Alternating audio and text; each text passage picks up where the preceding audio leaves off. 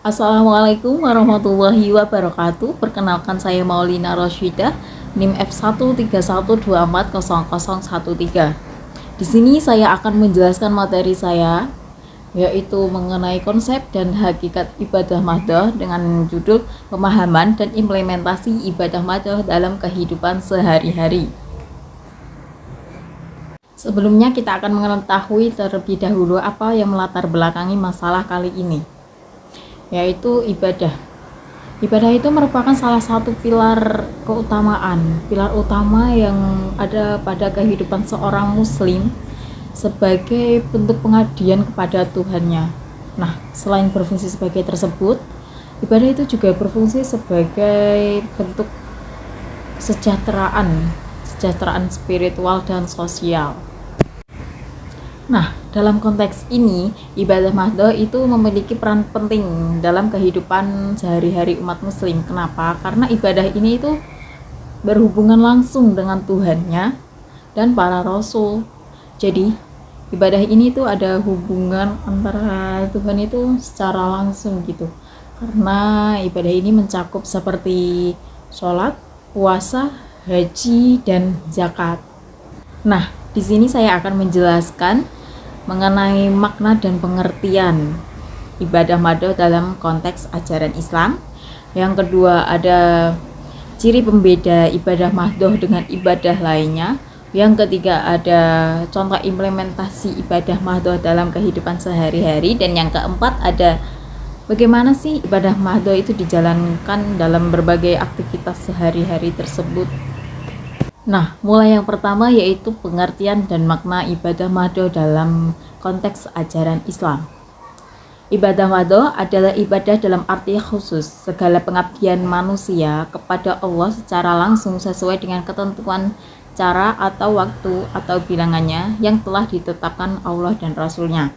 Nah, dari situ kita tahu mengapa ibadah tersebut secara langsung berhubungan dengan Tuhan, berhubungan dengan Allah dan para Rasul. Karena memang semuanya itu sudah diatur dari sana, mulai waktunya, caranya, bilangannya, dan segalanya itu memang sudah dari sananya, sudah kewajiban dari sana dan sudah diatur segalanya dari sana. Nah, penggunaan istilah madhah dalam konteks ibadah ini sebenarnya merupakan pengembangan dari pemahaman Al-Quran dan hadis. Nah, dalam Al-Quran secara tegas itu memerintahkan kita sebagai manusia untuk beribadah hanya kepada Allah Subhanahu wa Ta'ala tanpa menyekutukannya dengan apapun, yaitu terdapat pada surat Al-Baqarah ayat 21 yang artinya, wahai manusia, sembahlah Tuhanmu yang telah menciptakan kamu dan orang-orang yang sebelum kamu agar kamu bertakwa. Kita masuk materi yang kedua, yaitu ciri pembeda ibadah madhah dengan ibadah lainnya. Ibadah madhah itu memiliki ciri khas untuk membedakan dengan ibadah lainnya, di mana memiliki aturan yang jelas dan langsung berhubungan dengan Allah Subhanahu wa Ta'ala. Yang pertama yaitu ibadah madhah adalah amal dan ucapan yang merupakan jenis ibadah sejak asal penetapannya dari dalil syariat.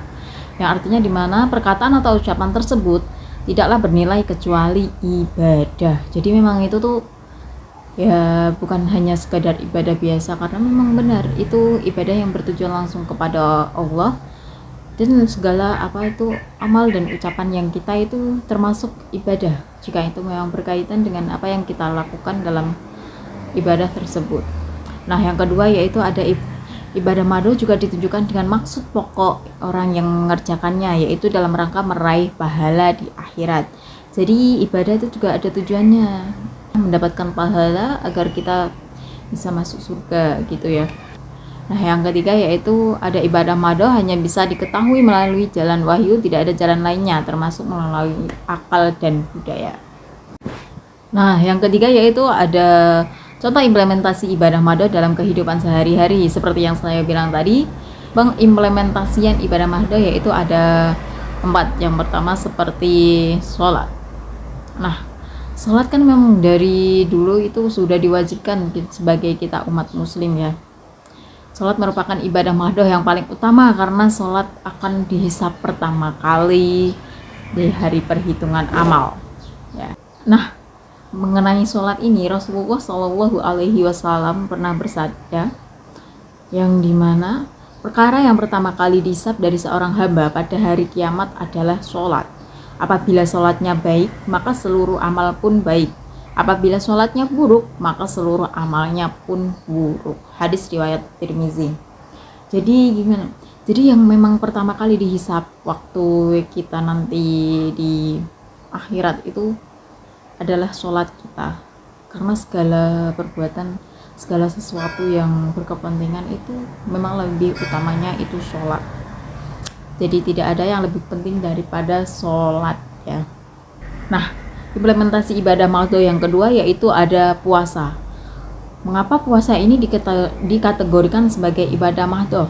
Karena yang pertama yaitu aturannya itu sangat jelas ya. Karena dari waktu pelaksanaannya, hal-hal yang membatalkan puasa dan tata cara puasa itu sudah diatur dari sana, dari Allah. Jadi kita tidak mungkin ya mempunyai aturan sendiri, waktu sendiri, dan tata cara sendiri untuk puasa. Jadi kita tidak menciptakan puasa sendiri gitu. Semuanya itu memang sudah diatur dari sananya. Nah, yang kedua yaitu mengapa? Karena puasa itu memang ditujukan langsung kepada Allah. Karena puasa kita itu memang semata-mata hanya untuk mencari ridho Allah dan bukan untuk tujuan duniawi. Sebenarnya semuanya itu tergantung niatnya manusia itu sendiri. Dia puasa itu memang untuk mencari ridho dari Allah atau memang untuk pamer aja gitu. Kita semata-mata memang puasa itu hanya untuk mencari ridho Allah, bukan untuk mencari pujian atau ya begitulah. Nah, dalam konteks ibadah ini, puasa menjadi sarana bagi seorang muslim untuk mendekatkan diri kepada Allah, menyucikan jiwa, dan meningkatkan kualitas imannya. Nah, implementasi yang ketiga yaitu ada zakat. Zakat merupakan salah satu rukun Islam yang kelima. Nah, karena zakat ini termasuk ibadah mahdoh, maka dasar persyariatannya dikukuhkan oleh Al-Quran dan Sunnah dengan banyak keterangan tambahan tentang himbauan, ajakan, dan pahala balasan bagi yang melaksanakannya. Dalam surat Al-Baqarah ayat 43 yang artinya, dan dirikanlah sholat, tunaikanlah zakat, dan rukuklah berserta orang-orang yang rukuk. Nah, di situ sudah sangat jelas sekali, dimana yang pertama itu dirikanlah sholat, berarti yang memang pertama kali dihisab itu memang sholatnya ya. Nah, di situ juga diwajibkan zakat karena setiap manusia yang lahir di dunia itu semuanya wajib zakat ya, dari kecil sampai dia lanjut usia, itu dari bayi lah, bisa dibilang dari bayi sampai lanjut usia itu sudah termasuk harus wajib zakat ya teman-teman. Jadi tidak ada sini tidak ada hal sunnah yang menyunahkan zakat, itu tidak ada, wajib ya, termasuk ibadah mahdoh kan karena wajib tersebut. Nah, contoh ibadah mahdoh yang keempat yaitu ada ibadah haji. Haji adalah salah satu ibadah mahdoh, yaitu ibadah yang telah ditentukan dan menjadi syarat bagi umat muslim.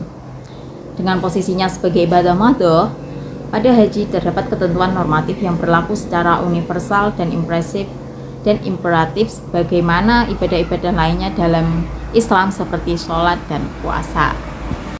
Nah, materi selanjutnya yang akan kita bahas yaitu implementasi ibadah mahdoh dalam berbagai aktivitas sehari-hari.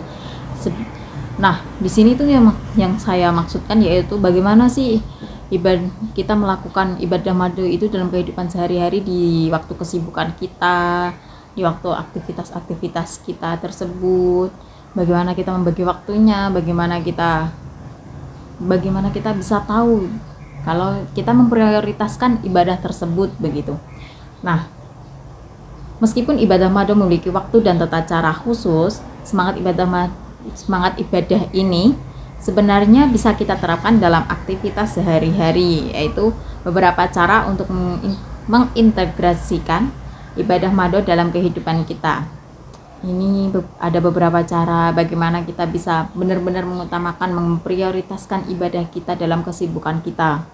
Yang pertama yaitu menjadikan niat sebagai pondasi. Nah, segala ibadah itu memang harusnya ada niat ya, segala kegiatan, segala ibadah, intinya segala sesuatu yang kita lakukan pastinya ada niatnya. Memang niat itu yang diutamakan, karena dalam hal apapun kalau kita tidak niat, kita tidak akan bersungguh-sungguh dalam melakukannya. Setiap perbuatan yang kita lakukan, sekecil apapun, bisa menjadi ibadah jika dilandasi dengan niat yang ikhlas karena Allah. Yang kedua yaitu menjadikan Al-Quran sebagai pedoman.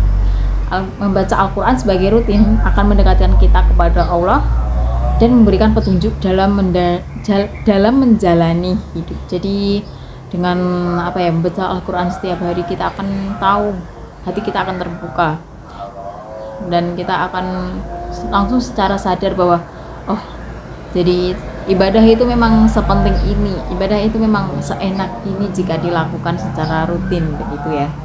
Yang ketiga yaitu menjaga kualitas ibadah wajib.